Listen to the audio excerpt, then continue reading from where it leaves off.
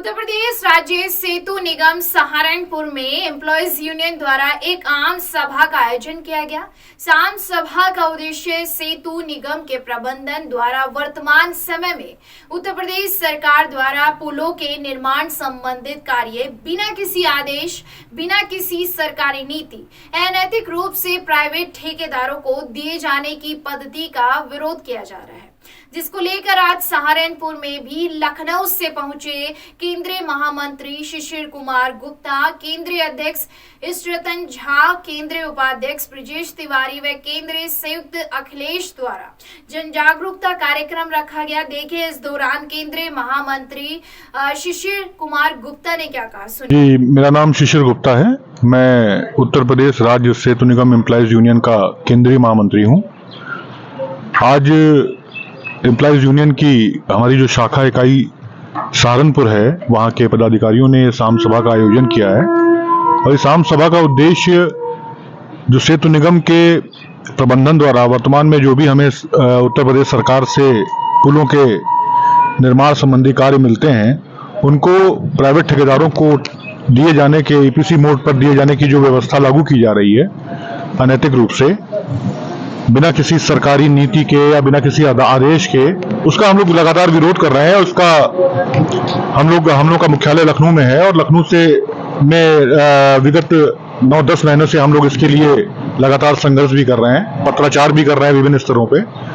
तो आज यहाँ पे हम लोगों के आने का उद्देश्य यही है कि यहाँ के हमारे सदस्य हैं उनमें जन जागरण के विषय में, मतलब इस विषय में सारा जन जागरण करना, उनके विषय में बताना उनको कि क्या स्थितियां चल रही हैं और हमें किस हिसाब से अपने आगे के एक्शन लेने हैं, जिससे हम इस पद्धति का पूरी तरीके से पुरजोर तरीके से विरोध कर सकें और जो निगम प्रबंधन की हमारे जो भी मंशा है, उस मंशा के अनुरूप जो है वो उनको कार्य करने से रोकें।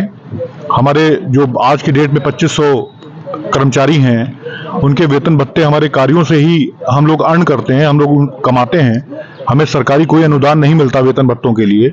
यदि हम काम ही नहीं करेंगे तो हमारे वेतन भत्ते कहाँ से निकलेंगे। तो भविष्य की ये जो आशंकाएं हैं, इन आशंकाओं के आधार पर हम लोगों की ये कोशिश है कि हम इस जो गतिरोध आया है, इस गतिरोध को दूर कर सकें। स्थानीय स्तर पर क्या कुछ कर रहे हैं? हमारे यहाँ के जो स्थानीय पदाधिकारी हैं वो बिल्कुल इस संबंध में अपने जो भी हमारा स्थानीय प्रबंधन है, हमारे जो यहाँ के मुख्य परियोजना प्रबंधक हैं या परियोजना प्रबंधक हैं, उनसे इस संबंध में लगातार चर्चा चल रही है और ये सहारनपुर में हमारे 2-3 काम विभागीय पद्धति पे भी किए जा रहे हैं। हम प्रयास कर रहे हैं कि हम इस संख्या को और अधिक बढ़ाएं, विभागीय पद्धति पर हमारे काम ज्यादा से ज्यादा हों, जिससे हमारे कर्मचारियों का एंगेजमेंट बना रहे। वहीं सहारनपुर में आज के इस कार्यक्रम को लेकर केंद्रीय अध्यक्ष ईशरतन झा ने क्या कहा, सुनिए। रूपरेखा ने हमारे जन जागरण का कार्यक्रम है और जो यहाँ का स्थानीय पदाधिकारी उन्होंने बुलवाया है।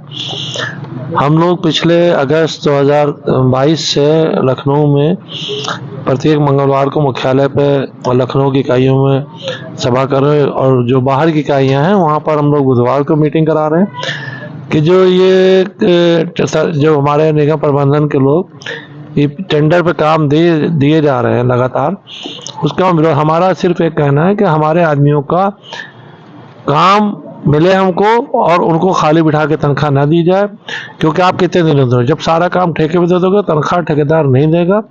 हमारे आदमियों का आप कल कामचोर बताओगे, काहिल बताओगे।